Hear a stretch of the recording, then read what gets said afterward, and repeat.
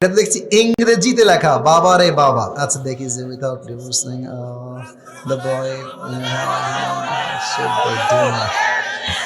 আগে কে দিয়েছো? আমি তোমাকে ধমক দিব না, আমি তোমাকে একদমই ধমক দিব না। কে আছো বলবা নাকি ভয় পাচ্ছ? সোনামণি, দাল মে কুছ কালা তো জরুর হ্যায় ইহাঁ পে। আচ্ছা ঠিক আছে, যাও, আমি বলবো না, আমি আজকে তোমাকে নাম বলতে বলছি না। আচ্ছা ঠিক আছে, আমরা পড়ি কি প্রশ্ন দিয়েছে, পড়া ট্রাই করি। আসসালামু আলাইকুম হুজুর, টেক লাভ। ওয়ালাইকুম আসসালাম, প্লিজ আনসার, দয়া করে উত্তর দিবেন। আচ্ছা, আ গার্ল নেমড এ, মানে সে পরিপূর্ণ নামটা উল্লেখ করে নাই, ঠিক আছে।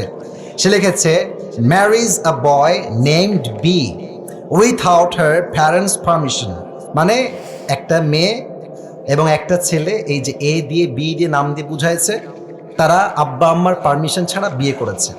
After some days the girl named A, ওই মেয়েটা, এ নামের মেয়েটা দূরে চলে গেছে। And marriage another boy named C without divorcing the boy named B, what should they do now? That's a very important question.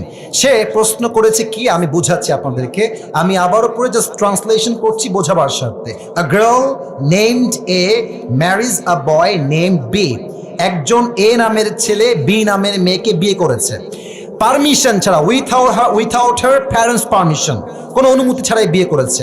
After some days the girl named A marriage another boy, অর্থাৎ যেই মেয়েকে সেই প্রথম যুবক বিয়ে করেছিল, ওই মেয়েটা আরেক যুবককে বিয়ে করে ফেলেছে। এখন সে লিখেছে, এখন সে বলতেছে without divorcing the boy name B, অর্থাৎ আগে যে যুবকের সঙ্গে বিয়ে হয়েছিল তাকে ডিভোর্স দেওয়া ছাড়াই এই মেয়েটা আরেক জায়গায় বিয়ে করেছে। হোয়াট শুড দে ডু নাও?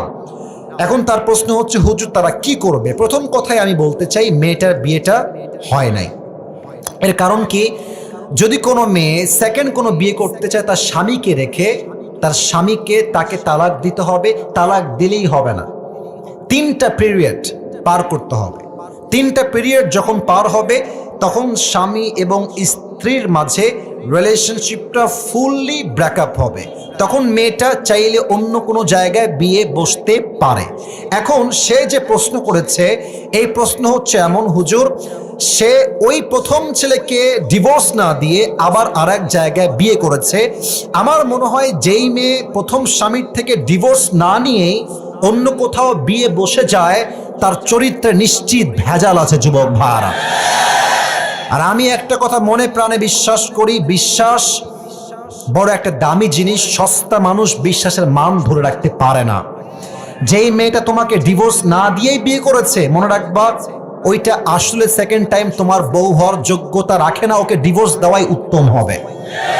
তবে মেয়েটা যদি এখন সত্যি বিয়ে করে সংসার করে, আমি আপনাকে কোরআন দিয়ে বলছি, হাদিস থেকে বলছি, কোরআনের চোখ দিয়ে বলছি, হাদিসের চোখ দিয়ে বলছি, মাসআলার চোখ দিয়ে বলছি, মেয়েটা এখন স্বামীর সঙ্গে থাকলেও জেনা হবে, শুইলেও হবে,